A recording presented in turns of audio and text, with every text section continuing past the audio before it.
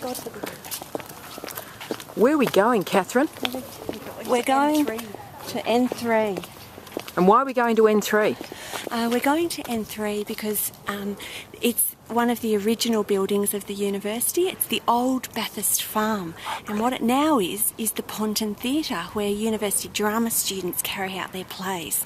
So I've got original source documents for the students, so an old photo, which I'll show you in a minute, that shows original farm students, men dressed in old suits with hats and their lovely shirts and ties, standing outside the old, this used to be the dining hall of the farm, Bathurst Experiment Farm. Wow. And so students can make comparisons from the building then to the building now, but also compare the students then to themselves now as students. And so it's a lovely lesson in history, because history should be personal, and so they can make comparisons to the lives of students then to the lives of students now. Annabelle, how did you get so good at geography? Because I've travelled. You superstar. I love travelling. I love maps. They're so much fun. Guys, what are we looking for? Do you know? We're trying to find out how university has changed over time. Okay, and what resources are we looking for, gorgeous Raquel? We're looking at this information sheet at the moment here to Yes. find out if there's anything in there that we can use. Fantastic, don't you know that sort of stuff? Hi, I'm Melissa. This is the Ponton Theater. I'm not sure what year it is. Wow, what year is it, Kat? 1913. Fantastic. So so you've got an original photograph there and you're trying to match it to the building now? Yeah, we're trying to figure out the changes and how the uni's changed over time. What are the guys in that photo wearing, Alyssa? It's really blurry. They're all in suits and most of them are men. And so how are you different from the people in that photo? How are you dressed differently? We can wear whatever we want. There's no set dress code, really. And you're a woman? Yeah, that too. The difference between them and us is that we're not going to work at McDonald's after because they're TMs. They're also men. That's incredibly funny. Does she know she was just filmed?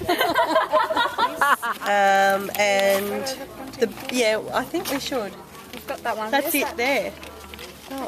So if you walk around the other side, Okay. you'll get a closer. We'll get a better look. Yeah. So Amanda, what's happened? Where are you at now? We are just looking at our resources now, Tara, and Yep. just deciding as teachers what we have to utilise our lesson. This is brilliant. Is it working for you, gorgeous Annabelle? Yeah, I think it is. We're just deciding on what angle we can look at it and find out how we're going to use it.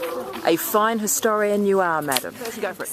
I'm Britt, and I'm looking up the photograph that it says to look up on our smartphone. And can I say, it's a smartphone. What have you got? An iPhone? iPhone. But is it a 4 or a 5? It's 4S. Oh, hello, close. So, Darla, how do you like finding resources on the phone? Well, I just want to carry my laptop around outside, really. So it's really easy just to do some Googling. That's true. Could you do this in the classroom too, do you think? No, because I have my laptop. You would? What about the students? Could they use their mobile phones? Well, that'd be easy. But then would they get distracted? Because I tend to distract myself a lot. But you're doing well now. Find that photograph, Dallin. Well done. We've read all that. So what's happening, guys? We're just looking at the second source of evidence to compare the photo. And so you've got a printed photo here. What are you looking for is it on the internet or are you just looking on the computer? We're looking at the second source on the computer. Right. Yeah. And do you know why? Why do you think you're doing that? To see what changes have occurred over time to the building. Fantastic. Yeah. Okay, so Karen, why are you going on the internet to look for a second picture? I don't know. To compare. We're going to compare with our old photo from 19-something. Let me tell you when it's from. 1913? No, 19. Yeah, 1913. And we're going to compare it with a picture that's on the CSU website from 2011. And we're going to see the differences that have changed over time. Amanda, do you think this will work in a classroom with your own students too? Yes, I do. I think So, yeah. Yes, I think And it's definitely. introducing ICT as well. Look, it is, and that's why I'm interested. When you're saying compare, let's see what you're comparing and the differences too. Let's see what you find. Okay. Darling, go. Okay. When you look at it, when you're comparing it, you can tell that the difference is that obviously there's a water tower water there, tower, so yeah. that's changed. It's between gone. It's disappeared. there was a veranda, Pergola? a pergola Yeah. off the So the side, so garden that's work's changed the garden too. work's changed. Yeah, there's a lot more. There is garden now. The bricks look I'm not sure if it's the picture, but they stand out, so they look very new, whereas the building is now looks a bit worn. What about the over satellite time- dish? The satellite dish is an addition. Antenna. Yeah, it's a definite And addition. the tree also. The tree. That tree, yep. So there would have been a tree here that was giving shade. There's no shade now. So But so, Annabelle, what were you going to do? You were going to get the second resource from 2011 and then look at the resource now. And what are you looking So for comparing then? the three images to how much it's changed, where this one is a complete change because this was taken so long ago, whereas the 2011 one, It's creating a timeline So, as yeah. well of how it's changed over time. yeah, and 2011 wasn't that long ago, it's only 3 years ago, so 2 years ago, yeah. 2 years Yeah. ago. So we've just brought up the picture from 2011, and it's probably not the easiest picture to compare it with, but it doesn't look a lot different between 2011 and 2013. Now that's interesting, Amanda. Is it hard to compare because it's on a mobile phone screen, or is it hard to compare because of the quality of the photo? Probably the angle of the photo, actually, because the angle of the photo is just the front of the building, not the whole side, as in this picture from 1913. Interestingly, so Amanda, would you think that if you're doing this in your own classroom, you might actually create footage like I'm doing now of a 360 model? Yes, yes, I think that would be very beneficial. Okay, Can I ask the question? you can. Okay.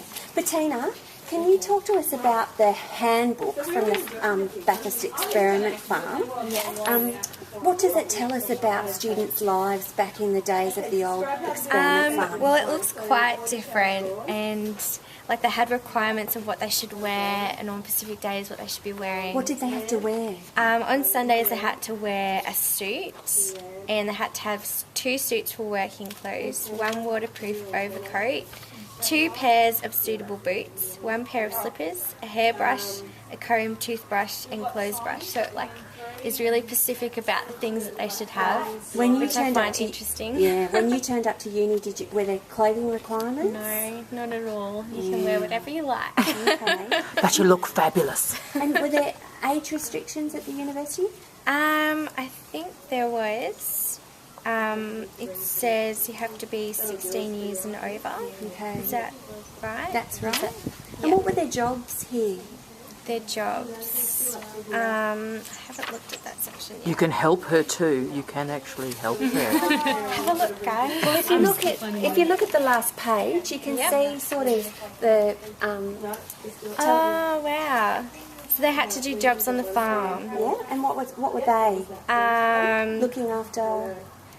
The animals and What animals were there? sheep and pigs and looking after the dairy as well. And what's your job here?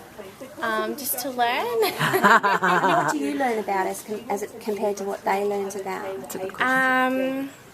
So we're learning about education rather than it sounds like it would have been more agricultural based as well.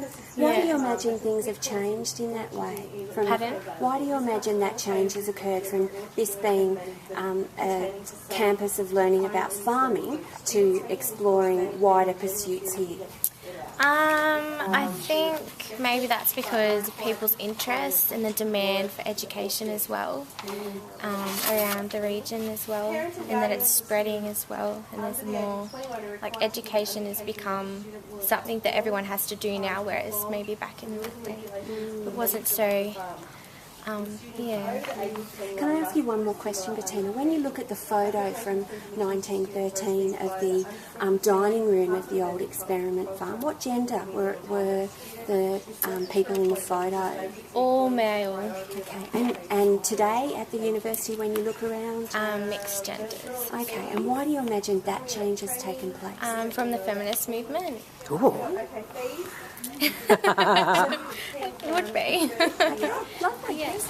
So, Jamie, let's think through that again. So when people say reflexivity, do they mean you reflect on your practice or you share it with others, or what happens? You just reflect on what you've done and what you've learned and how you can use it for your teaching and your students to learn.